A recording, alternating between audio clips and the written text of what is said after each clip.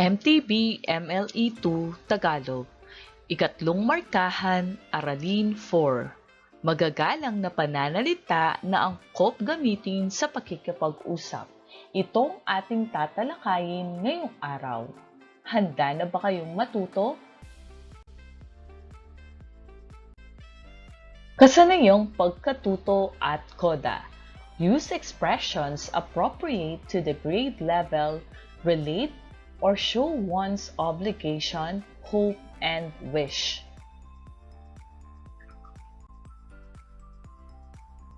Narito ang ilan sa mga dapat tandaan sa pakikipag-usap sa telepono. Una, batiin ang kausap ayon sa sitwasyon. Magandang umaga, magandang tanghali, o magandang hapon. Ikalawa, gumamit ng po at opo sa pagtatanong at pagsagot. Ikatlo, magpasalamat sa kausap. Ikaapat, magpaalam ng maayos sa kausap.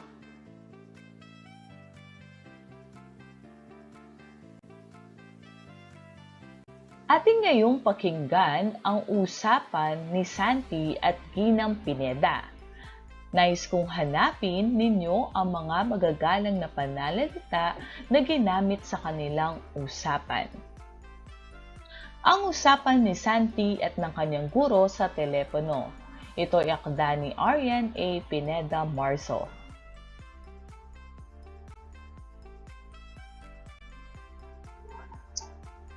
Hello!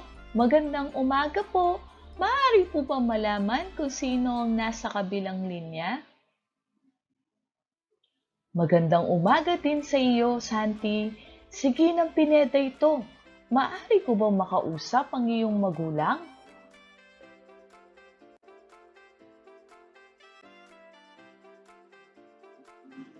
Nasa trabaho po ang tatay ko.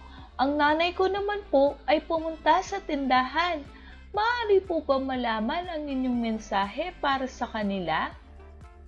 Pakisabi sa iyong magulang na ang pagbibigay ng module o learning activity sheet ay umpisahan na sa susunod na Martes.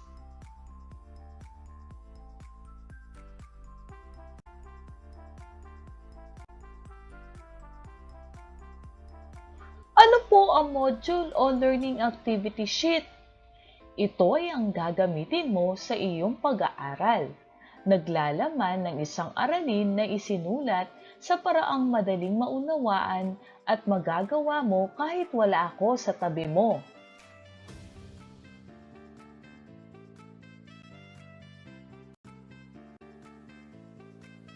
Makakarating po ang inyong mensahe sa aking magulang, Ginang Pineda. Maraming salamat sa iyo, Santi. Mag-ingat ka palagi. Paalam!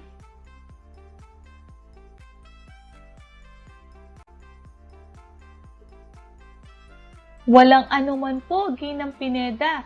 Palagi din po kayong mag-ingat. Paalam!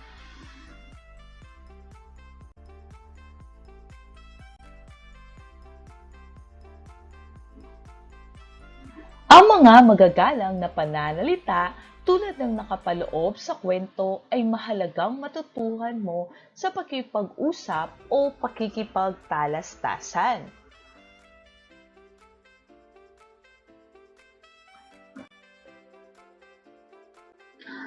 Ano-ano ang mga magagalang na pananalita na nakapaloob sa ating binasang pakikipag-usap ni Santi kay Ginang Pineda?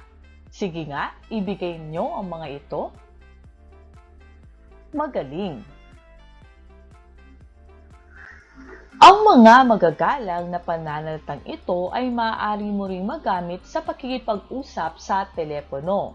Ang mga salitang salamat, walang anuman at paalam ay magagamit mo sa pakikipagtalastasan sa sinumang kausap. Mahalagang maintindihan ang paksa na hindi malinaw sa iyo upang maihatid mo ng tama ang mensahe. Maaaring magtanong sa ilang paksa na hindi pamilyar para sa higit mong pagkaunawa.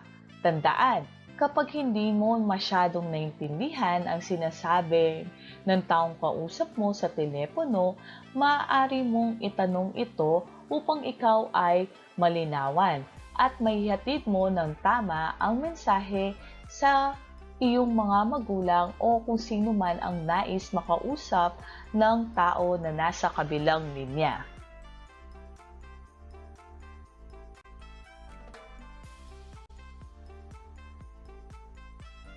Ang paggalang ay hindi lamang may papakita sa mga matatanda, kundi maging sa kasing edad mo rin. Ngayon ay magkakaroon tayo ng mga gawain. Gawain 1. Basahin ang nasa kahon at piliin ang mga angkop na magagalang na pananalita sa pakikipag-usap sa telepono. Isulat ang inyong sagot sa inyong sagutang papel. Magandang umaga po! Maaari po bang malaman kung sino sila? Ito ba ay magalang na pananalita sa pakikipag-usap sa telepono?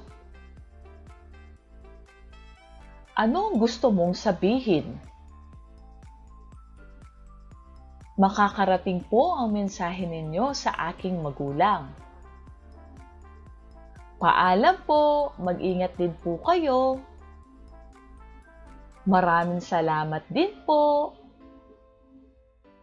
Ikinalulungkot ko po, wala po sa bahay ang aking nanay. Alin sa mga sumusunod ang mga magagalang na pananalita sa pakikipag-usap sa telepono? Piliin ang mga ito. Gawain 2. Pagtapat-tapatin. Piliin sa column B ang angkop na magagalang na pananalita na gagamitin sa pakikipag-usap sa telepono sa column A. Column A, number 1. Hello, magandang gabi sa iyo. Number 2. Pakisabi sa nanay mo, iniimbitahan ko sila sa bahay. Number 3. Maaari ko bang makausap ang iyong ama? Number 4. Maraming salamat sa iyo. Paalam! At number 5. Maaari ko bang makausap ang iyong ate?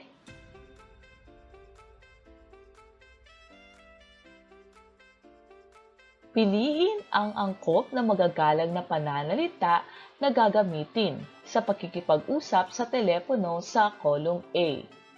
Column B. Sandali lang po at tatawagin ko ang aking ate. Nasa trabaho po ang aking ama. May mensahe po ba kayo para sa kanya?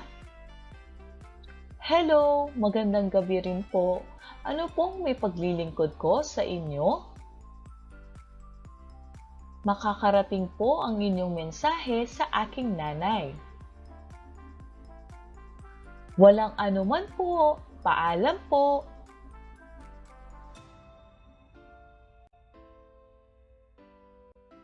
Gawain 3. Kausap ni Brian ng kanyang tita Olga sa telepono.